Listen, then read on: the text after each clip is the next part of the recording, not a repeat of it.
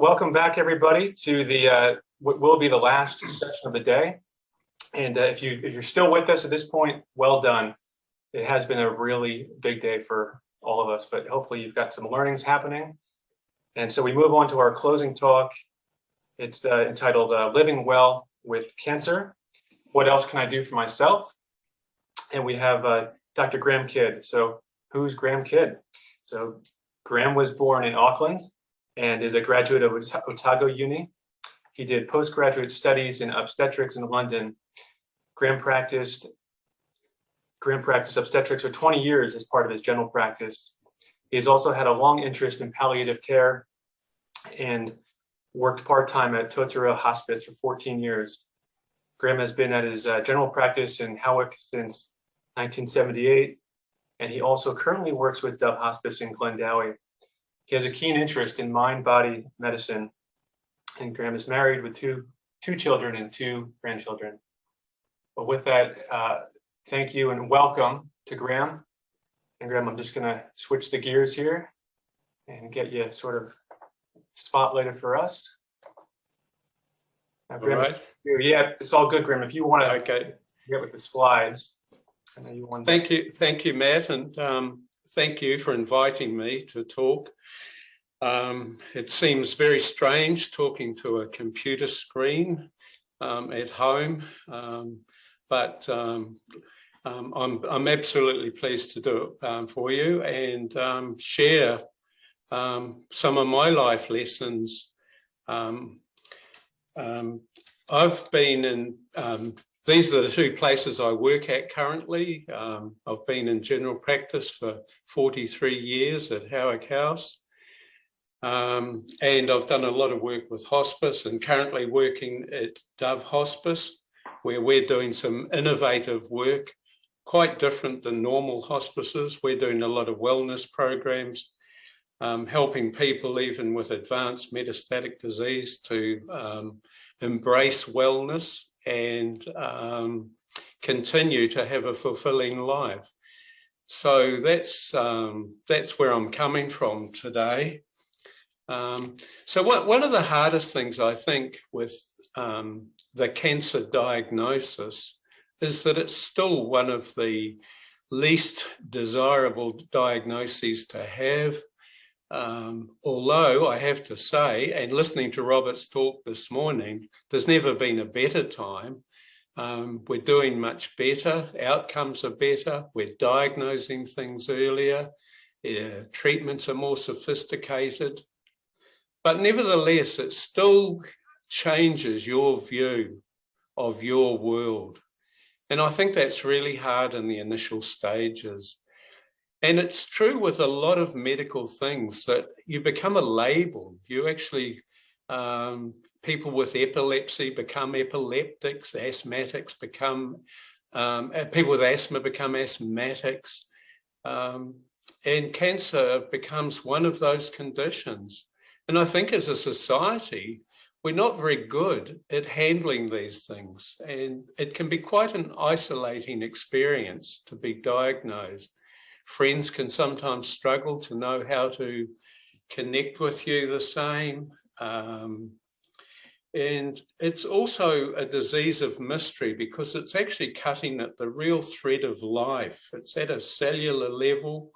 We don't know the exact causes of a lot of cancers. We've got a lot of clues and we are getting closer to finding out, but it still has a mystery component that makes it quite a scary condition. So often in the initial stages, there's a fair bit of flight, fight, anxiety that goes with the disease, which of course is not very helpful for a disease that's actually depending on your immune system to help you weather through it. And it was interesting with Robert's graph that he showed earlier this morning, how the first 3 months of diagnosis is often a critical time where people aren't as successful at being treated. And I wonder, I mean, so he explained it as people get infections, transfusions aren't as effective sometimes initially. But I wonder whether sometimes it's the very nature of how the person's relating to their disease that becomes the problem. And that's what I think we need to try and work with for ourselves when we get these sort of diagnoses, is to actually accept that it's happened and then start looking at what can I be doing. I mean, one of the things is a cancer diagnosis is loaded with uncertainty. And in some ways, it feels like the whole planet's got cancer right now. And we're living with all of these things. We don't know where we're going exactly. We get advice from all sorts of people. We just hope that somewhere we come out of all of this. So it's an interesting time for living with uncertainty. Are we looking at another year of uncertainty? Well, almost certainly for the whole lot of us. Maybe, maybe not. But that's the world we're actually all living in. And I think the illusion was that we lived in a world with much more certainty. I mean, history tells us that these sort of illnesses have been around for a long time. What's happening in our world today is that we no longer get an infection or get something that takes our life very quickly, and we have a very short illness trajectory. Almost all of us are going to get a chronic illness that will actually be part of something that shortens our life. So whether it's dementia, heart disease, chronic airways disease, we live in a time where everybody will be labelled with a chronic disease. And cancer in some ways has become a chronic disease rather than an acute problem. So hence, I think the need to learn to live with what's going on and see what we can be doing as individuals to help. The willingness to consider possibility requires a tolerance of uncertainty. This is Rachel Remen. She's a really lovely lady who's written some books, interesting books. One of them is called Kitchen Table Wisdom. And they're just stories of her experience through medicine and her own illness. So one of the things to look at, I think, is the difference between cure and healing. Because doctors are very good at looking at the cure. What they're wanting to do is eradicate the disease. And if you look at the body here, you see that there's a whole lot of different cellular systems. And we've got some remarkable treatments now that can hone in on specific cells of specific parts of the body. And we're right down at the genetic level with treating some of these things. And we're certainly doing remarkably well. And I think it's fantastic that we continue on this path of trying to cure people. But there's another concept completely called healing. And healing is something that comes out of traditional cultures. It comes from the word whole, to make whole. And it's to look at the whole person and see what we can do to help a person to help themselves with the disease, and maybe be another dimension to improving outcomes. So where was I? Do you want me to flick through then? Here we go. That's where I work. So that's what you missed. I was talking about diagnosis, the anxiety that goes with it, the uncertainty that we're living with. So can you see the slides now? Yes, perfect. Yeah, okay, sorry. And this is from Rachel Remen. The willingness to consider possibility requires a tolerance of uncertainty. It's accepting the uncertainty that we're faced with right now. So I was talking about cure and healing, and here we go. So these are the cells of the body, and doctors are fantastic at working at specific areas, and we're getting more and more refined. We're going down the rabbit hole of genetics now, so we're really honing in on some specific treatments. But to me, one of the biggest issues that we need to look at is the relationship that people have with their disease. And that's not included in the curing. This morning, Robert was talking about William Osler. He said something about half of medicine is unknown. But this is a quote I like. It's much more important to know what sort of patient has a disease than what sort of disease a patient has. Interestingly enough, William Osler died of the Spanish flu in 1919. And he was a real advocate for vaccines. He had a lot of fights with anti-vax people. He came up with, he supported the new vaccine for typhoid that was out at the time. So what do we have to do to look at healing? I think one of the things that we don't do, and we never did at medical school, was we never looked in the mirror. We looked at everything as if it was external to who we were. And I think we often do that when we have things wrong with us. We're still externalizing things. We don't look deeply to see what's there. And yet awareness is the first step in healing. Awareness is what gives you choice. You become aware of a bigger component of who you are. To know thyself is the beginning of wisdom. That's from Greece, for Socrates. School mottos often have know thyself.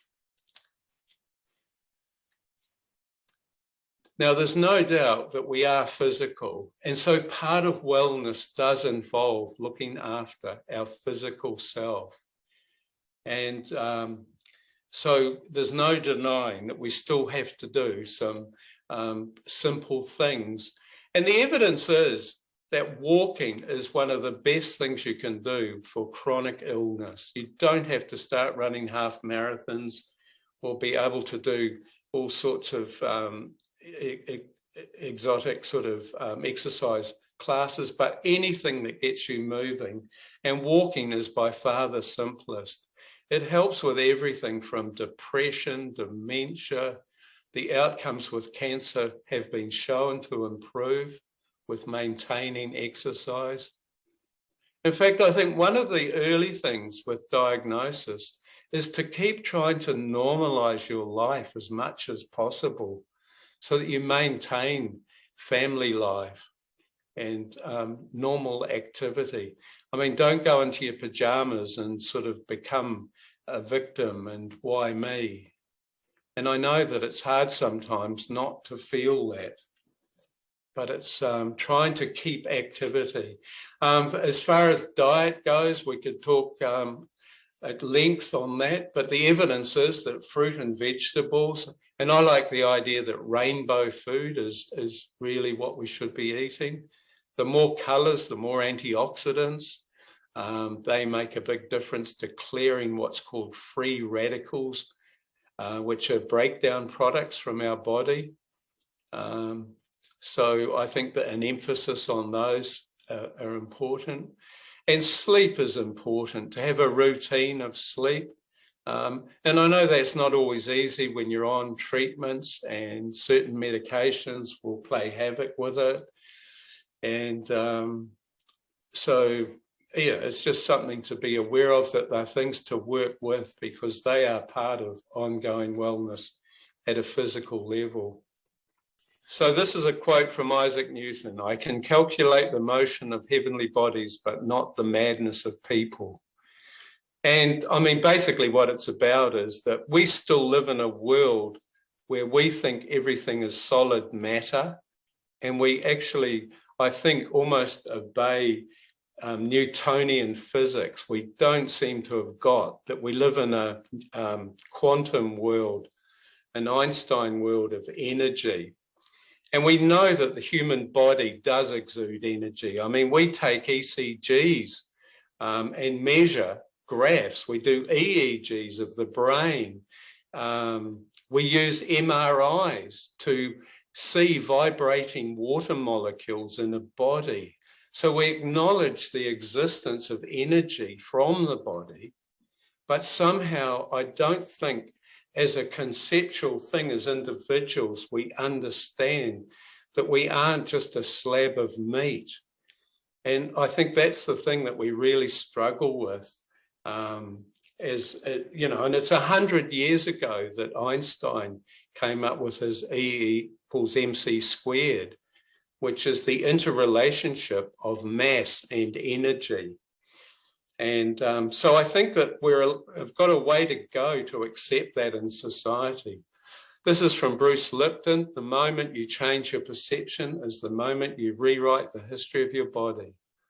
What it means is that even your thoughts are influencing yourself at a cellular level. And in fact, it looks like it's the energy of the environment that actually turns genes on and off. So our bodies are being activated by the environment that we live in all the time. And one of the most toxic things that we live with, I believe, is our thoughts. Particularly right now, we're living in a world of polarized judgment. And the mind, the current human mind, seems to love going down the rabbit hole of polarization, and it can confirm what we believe. There's a lovely quote here from Einstein: the intuitive mind is a sacred gift, and the rational mind is a faithful servant. We have created a society that honors the servant and has forgotten the gift. And I think when you're diagnosed with a serious illness, it's interesting how your rational mind just grapples with all the Google searches you can find, all the statistics you can find. But at the end of the day, you are a case of one. So none of the precise statistics apply to you. None of the values out there apply to you. You are unique. And it is finding that within yourself, your intuitive self, so that you honor your relationship with your own body. Sadly, we live in an education system where the only thing that gets honored is a rational mind. To get into medical school now, you've got to have AAA pluses or something. If you have a big picture idea of the world, you'll never make it into the school. So it's interesting, the world that we've created and what we're missing out on. One of the things that we can turn to, I think, for a model of well-being is the Indigenous sort of model that Mason Jury formulated some time ago, called Te Whare Tapa Whā, which is looking at the various aspects of wellness through the eyes of Indigenous Māori. And I mean, it covers all the bases, right down to even looking at our relationship with the land that we live in. But it includes the physical body, the tinana, the emotional and mental component of who we are, which is the energy part of who we are, the Māori, the whānau, our relationships, how important they are for our well-being. And presumably there's something in the spiritual world that even quantum physics is actually acknowledging that there's something bigger than maybe all of us that's out there that formulates the helixes that appear in the cosmos and also appear in the DNA deep inside our cells. So if we look at a model of self-care from this Te Whare Tapa Whā, you can see that the areas that we can work in, we've got the physical tinana, we've got exercise, we've got mental health, learning how to still your mind, how to express feelings, talk about feelings, and social connections, how important they are. And particularly when you're having treatments, it's really important to maintain friends and social contacts. And spiritually, to look at what does life really mean for us. What I'd like you to do is look at this picture, which is where I'm supposed to be tomorrow. It's Lake Wanaka. We were going to be travelling down from Christchurch down to Wanaka for a week skiing. But what I'd like you to do is to stare at this picture, let your eyes glaze over, and see if you can still your mind, see if you can stop the narrative that's going on in your head. See if you can just be still with that beautiful image.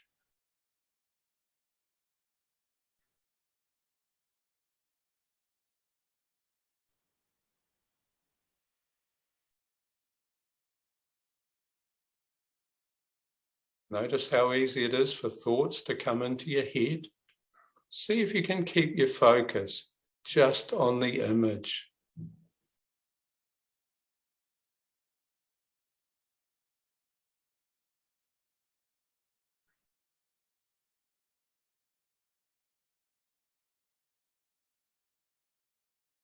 Even just a few seconds of stillness can actually change your physiology. Of all the things I've read about people that do really well with cancer survivorship, stillness has been the one thing that runs through all of the evidence. Learning how to shut the narrative down. We have 40 to 60,000 thoughts a day. They're not new ones. The narrative just carries on.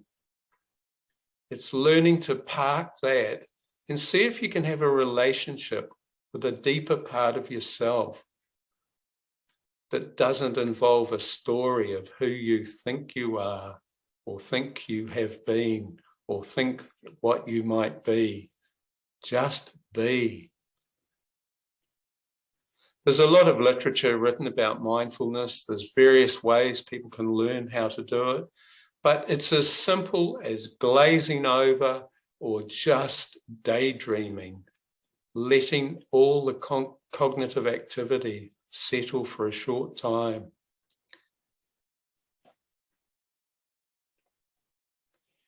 One of the books I've read recently that's got some really good detail on the factors that do make a difference for people surviving cancer is written by Kelly Turner. You've probably seen it. She was a psychotherapist working at Sloan Kettering Hospital. Sloan Kettering is one of the biggest cancer hospitals in the world.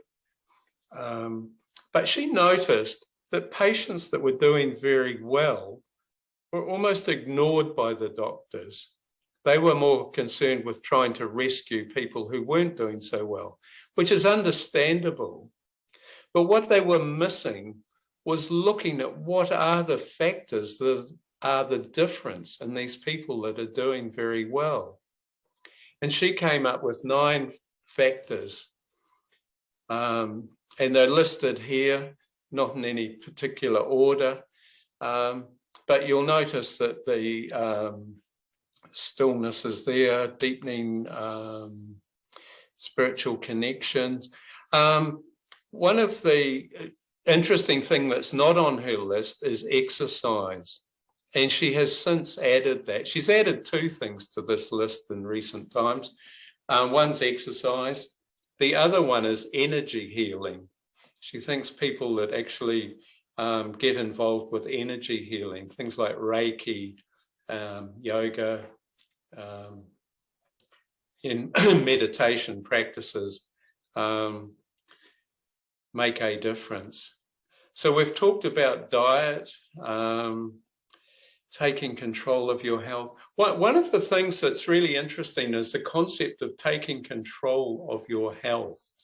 I did some work with Ian Goulding many years ago in Australia in Yarra Valley, and he always said to be self-directed was one of the key things, to make sure that you're the one that makes decisions to have chemotherapy, radiotherapy, or not have treatment, that you're responding to your own intuition and not doing things to please partners, please doctors.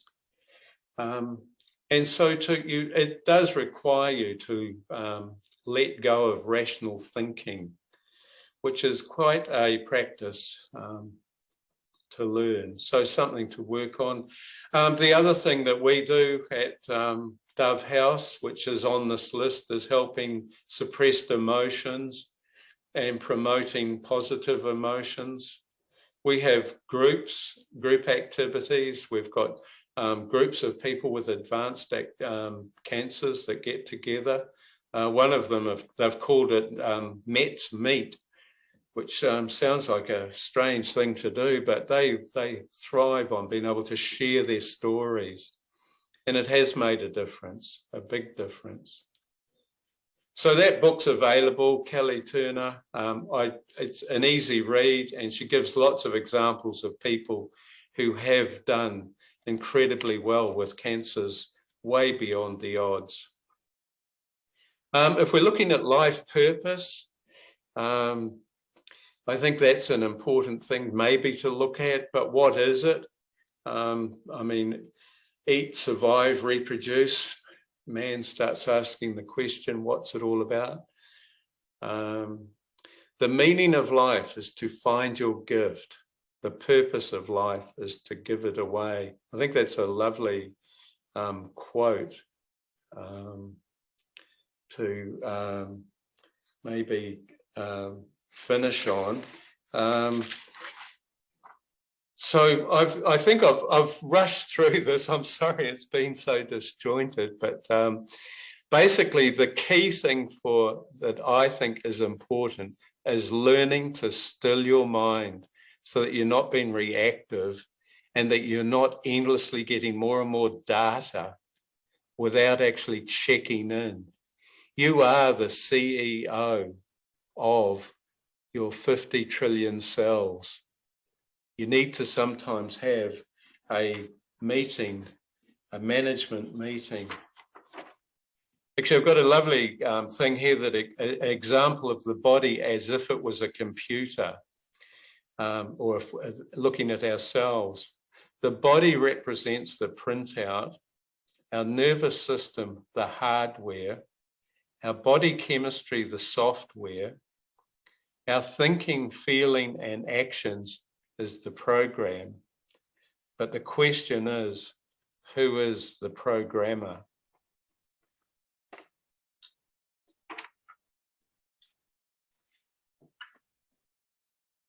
So I'd like to leave you just with a short karakia that it's a Reiki karakia, just to maybe finish off with. Just for today, I will give myself permission to tread softly a different path, to laugh, to cry, to reflect, to rest, to show gratitude, and to know the peace of surrender. Just for today, I will give myself permission to be gentle with myself, to honor my heart, my body, my soul, to honor my parents, my teachers, my elders, and all life about me. Just for today, I give myself permission to take whatever time is necessary to remember who I am. Just for today, I will find the courage to stand still, to listen and hear the whisper of my heart behind the thunder, and to sing into the wind all that I need for this journey, and the journey itself is a gift I carry. I carry nothing by right except this permit to live, to receive from and to give back to my new beginning. Thank you.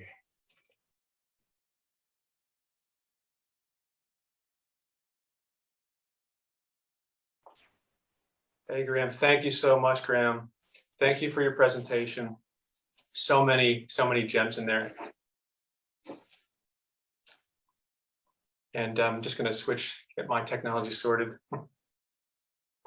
By the way, Graeme, you also earned a technology badge, so well done. Very impressive. Yeah. Now, everyone out there and sort of out in the ether, this is obviously the time we're going to, as we close, Helen and I would just like to give a massive shout out to all of the speakers that contributed to the forum today. And a massive thank you to our LBC staff all around the country who played their part in making today happen. And another thank you to our patient community for tuning in and being interested. Yeah, we really appreciate you. Thank you. Yeah, we could feel it in all the different rooms. We really, big thank you.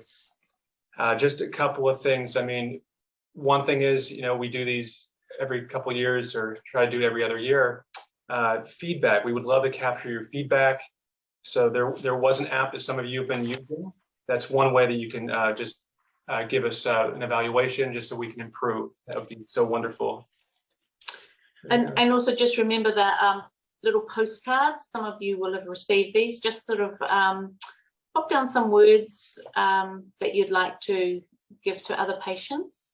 And you can just take a photo and email those to supportservices@leukemia.org.nz, or just if you haven't got a postcard, just send us some words and we'll pop them on postcards for you. Thank you. Cool. Thank you, Helen. Now, I thought it would be fitting, I'm kind of piggybacking off of Graeme's talk, I thought it would be fitting to leave you with a quotation before we wrap up completely. And this comes from a famous American basketball coach. His name was Jimmy Valvano. The year was 1993, and he was dying of cancer. And he was speaking before a very large audience at an awards ceremony. And the quote goes like this: "To me, there are three things everyone should do every day. Number one is laugh. Number two is think. Spend some time in thought. Number three, you should have your emotions move you to tears. If you laugh, think, and cry, that's a heck of a day." So who knows, maybe some of you have laughed today, or even cried today, or spent some time in thought. And if so, you've had a heck of a day. So, well, here's hoping from us that you have a heck of a weekend with what remains. And so from all of us here at LBC, take care and go well. Thank you. Thanks to all.